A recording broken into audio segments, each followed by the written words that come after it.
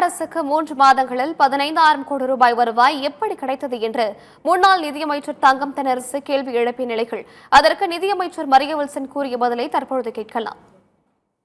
இப்போ தாக்கல் பண்ண இன்ட்ரீம் ரிவைஸ் பட்ஜெட்டில் 11% ஆவரேஜாக பிஸ்னஸ் ஆஸ் யூஷுவல்னு சொல்லிட்டு நாங்கள் போட்டிருக்கோம். 11.7 அந்த அடிப்படையில் 2,14,990 கோடி அந்த அளவில் நாங்கள் போட்டிருக்கோம். இதில் நாங்கள் அடிஷ்னல் ரிசோர்ஸஸ்க்கு நாங்கள் என்ன பண்ணியிருக்கிறோம், ஒரு 5,000 கோடி ஜிஎஸ்டிலையும் இந்த 5,000 கோடி ஸ்டாம்ப்ஸ் அண்ட் ரெஜிஸ்ட்ரேஷன்லேயும் மற்றும் 1,500 கோடி எக்ஸைஸ் டியூட்டிலையும் ப்ளஸ் மோட்டர் வெஹிக்கிள் டேக்ஸில் ஒரு 750 கோடியும் நாங்கள் அடிஷன் பண்ணியிருக்கிறோம். அப்போது 11,750 crore அடிஷனல் நாங்கள் கெயின் பண்ணியிருக்கோம் இந்த லாஸ்ட் 60 டேஸில்.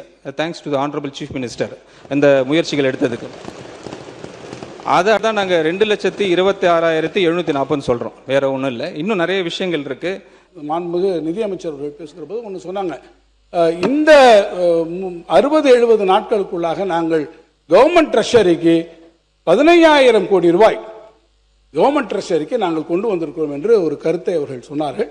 நான் அவரிடத்தை கேட்க வரும்போது இந்த 3 மாத காலத்திற்குள்ளாகவே அரசாங்க கஜானாவில் 15,000 கோடி உங்களுக்கு வந்திருக்கிறது, இந்த பணம் உங்களுடைய கஜானாவுக்கு வந்திருக்கிறது என்றால் அந்த விவரத்தை எதன் வாயிலாக வந்திருக்கிறது, நேரடியாக உங்களுக்கு ரியலைசேஷன் வந்திருக்கிறதா?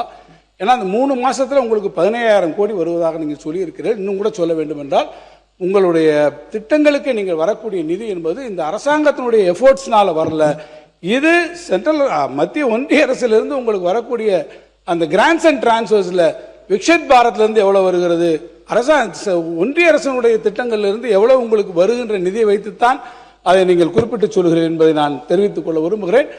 ஃபார்மர் மினிஸ்டர் தங்கத்தனோட சார் சொல்லியிருக்காங்க, கேட்டிருக்காங்க, இது எப்படி இந்த 15,000 crore பிரேக்கப் உங்கள்கிட்ட இருக்கா, எங்கேருந்து வந்துச்சுன்னு கேட்குறாங்க. நான் ஏற்கனவே சொன்ன மாதிரி எக்ஸைஸ் ரெவென்யூ அதில் மட்டும் எங்களுக்கு ஒரு 1,500 கோடி ரிகார்டிங் ப்ரிவிலேஜ் ஃபீஸாக இருக்கலாம், பைபேக் ஆஃப் பாட்டில்ஸாக இருக்கலாம், இம்ப்ரூவ்மெண்ட்ஸ் ஆஃப் FL&2 லைசன்ஸாக இருக்கலாம்.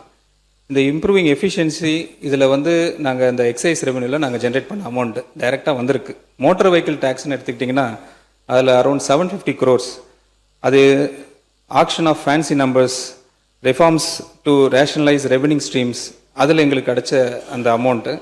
Stamps and registration revenue around 5,000 crore is expected தான். அது நீங்கள் சொன்ன மாதிரி எக்ஸ்பெக்டட் தான். But revision of certain fees and rectification நீங்கள் சொல்றது கரெக்ட் தான். ஆனால் வர தொடங்கி விட்டதுன்ற நான் அது வர தொடங்கி விட்டது.